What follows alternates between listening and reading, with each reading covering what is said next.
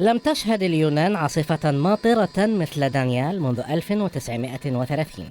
تضرب مدنها وتخلف 15 قتيلا، ثم تتجه إلى ليبيا بكامل قوتها وبسرعة رياح وصلت إلى 70 كيلومترا في الساعة.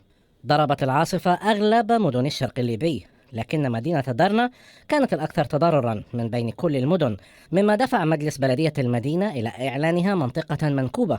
كما بلغت كمية التساقطات المطرية المسجلة 400 ملم في مناطق الجبل الأخضر، وهي كمية لم تسجلها المنطقة منذ أكثر من 4 عقود.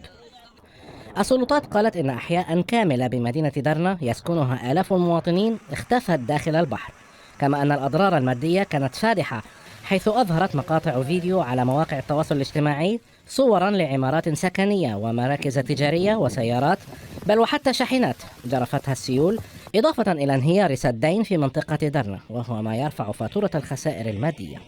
إلى أن تتبين بوضوح حجم الأضرار الناتجة عن الكارثة، فإن الأكيد أن تداعيات عاصفة دانيال ستكون ثقيلة على الاقتصاد الليبي